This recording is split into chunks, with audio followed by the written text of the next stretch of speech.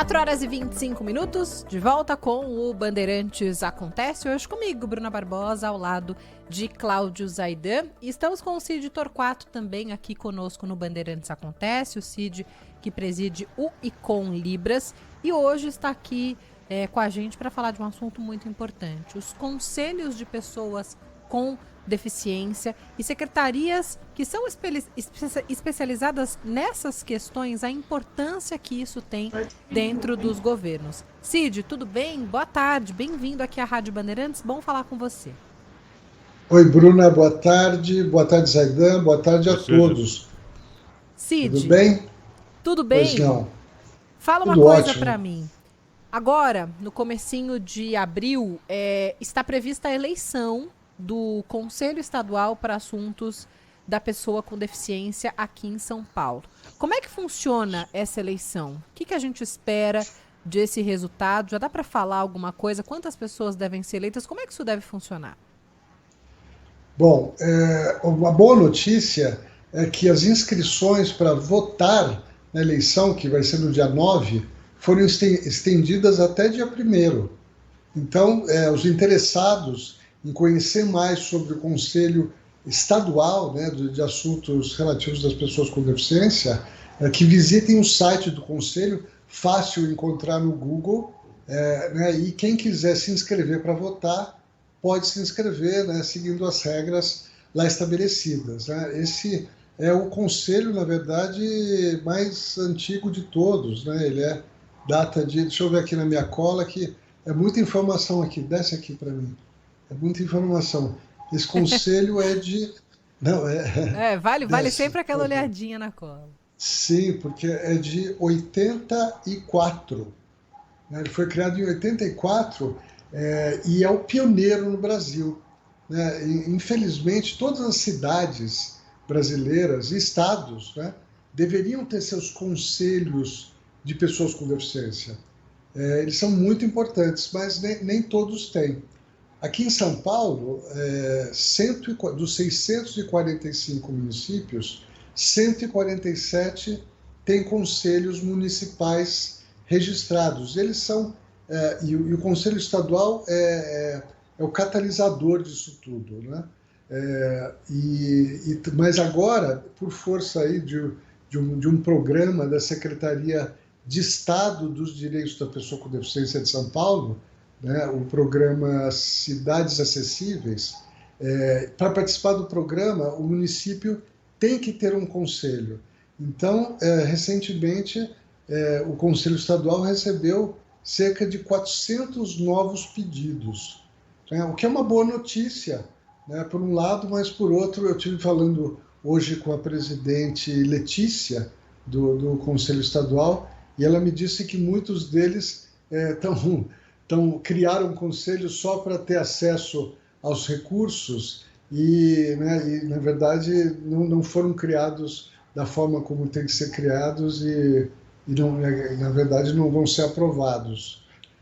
Nessa pegada ainda, Bruna, para quem tem interesse de conhecer mais, né, e aqui municípios ou mesmo estados que estão nos ouvindo e não têm conselhos, na internet, né, tanto a partir do Conselho Nacional, a Secretaria Nacional, a Secretaria Estadual, ou seja, várias fontes do Brasil inteiro têm guias, né, guias online, ensinando o gestor, né, o militante da causa da pessoa com deficiência na criação, né, dos conselhos estaduais e municipais.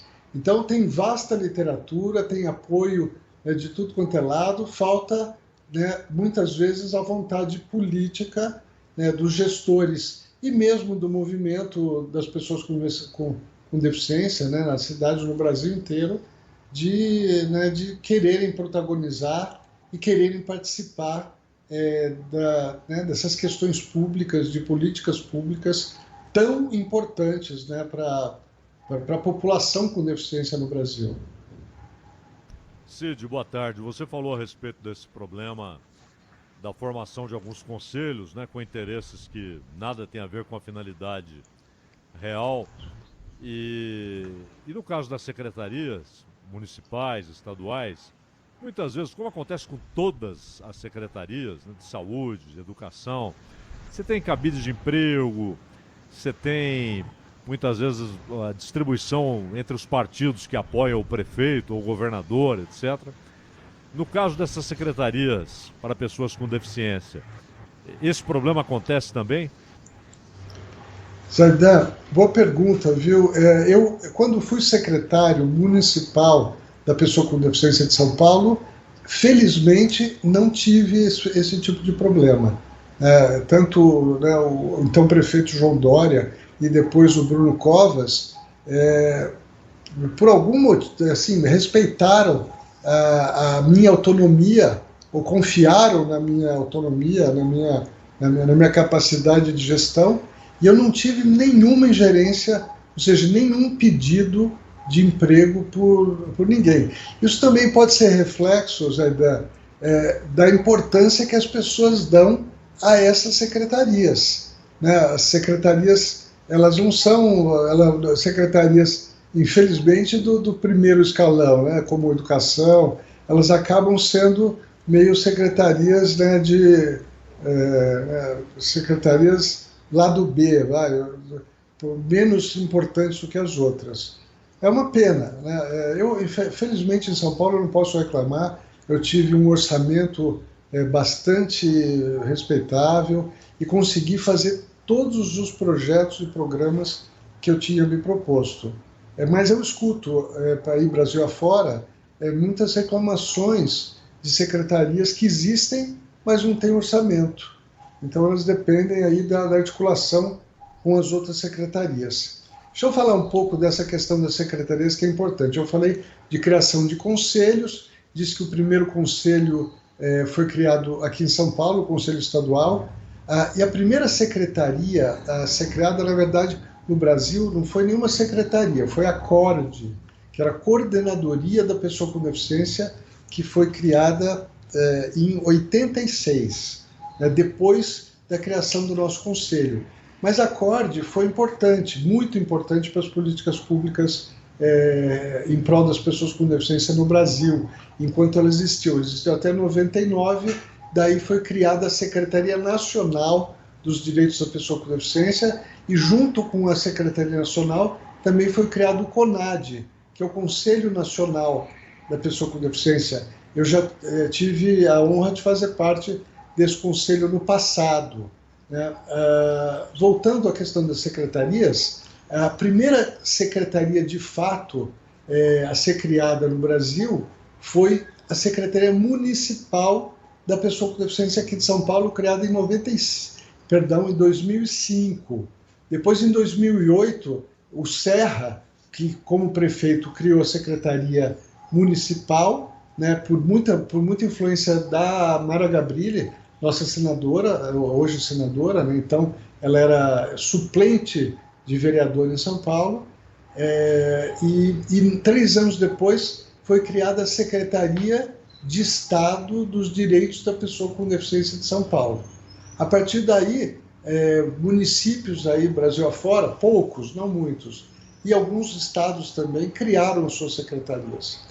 Eu fui quando eu estava no estado, né, eu trabalhei na Secretaria de Estado dos Direitos da Pessoa com Deficiência, fui adjunto lá e depois fui para a Secretaria Municipal, né, convidado pelo João Dória na época. Uma das funções que eu tive no estado foi rodar, né, o interior, tentando convencer os prefeitos a criarem instâncias, né, para ter essa lógica de secretaria nacional, secretaria estadual e depois secretarias municipais, todo um ecossistema, né, de atenção à pessoa com deficiência.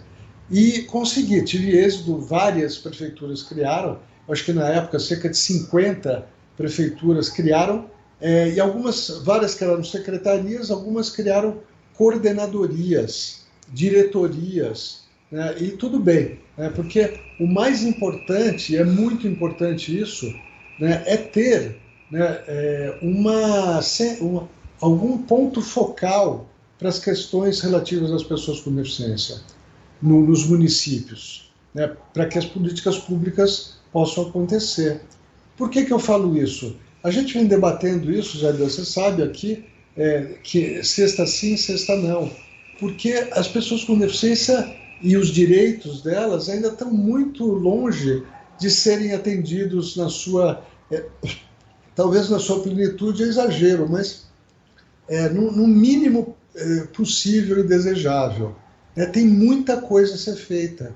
Tem muitas pessoas com deficiência abandonadas em casa, sem reabilitação, sem o menor atenção. Né? Então, por isso que eu vim hoje, né, aqui defender a criação das secretarias ou instâncias e dos conselhos. Nossa, isso é muito importante, Cid, muito importante. A situação é gravíssima, muita gente é absolutamente abandonada pelo Estado. E a minha última pergunta, você citou a Mara Gabrilli, a última da minha parte, Cid, é exatamente com relação ao processo eleitoral. Os candidatos a deputado, ao Senado e mesmo a governos estaduais, a presidência, eles têm canais de comunicação, por exemplo, com os conselhos, com você, que é uma referência no assunto, com as secretarias. Eles estão atentos às reivindicações das pessoas com deficiência ou continuam distantes? Distantes. Tem pouca gente que conseguiu aí instalar esse software na cabeça, nesse software de inclusão da pessoa com deficiência.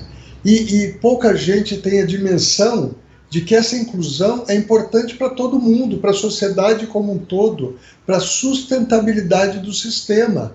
Nós não podemos deixar, né, tanta gente alijada, fora, né, como um peso para o Estado. Se programas afirmativos forem feitos de forma ampla no país, mais e mais pessoas com deficiência vão se independizar e assim vão deixar de ser um custo para o Estado, aquelas que recebem BPC, por exemplo, que é o benefício de provimento continuado, né, que é um salário mínimo para pessoas muito pobres, mas vão deixar de viver nessa condição e vão ser protagonistas das suas próprias vidas, trabalhando, pagando impostos. Então, muito pouca gente enxerga isso.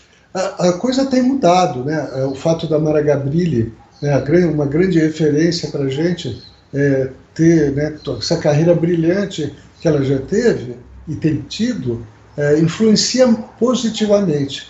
Né, mas ainda falta muita consciência, Zaidan. Esse trabalho, né, essas entrevistas que nós fazemos aqui são muito importantes para esse processo de conscientização, e não só dos gestores, da sociedade como um todo.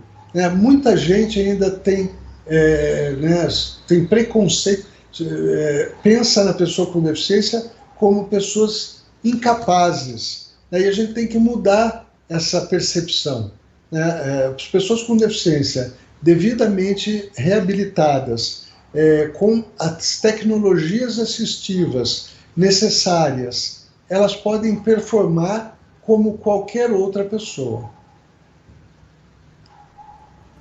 Conversamos aqui no Bandeirantes Acontece com o Cid Torquato, que é presidente do ICOM Libras, hoje tratando desse assunto tão importante. Cid, obrigada, viu? Até uma próxima. Bruna, obrigado, Zaidan, um abraço a todos. Cid.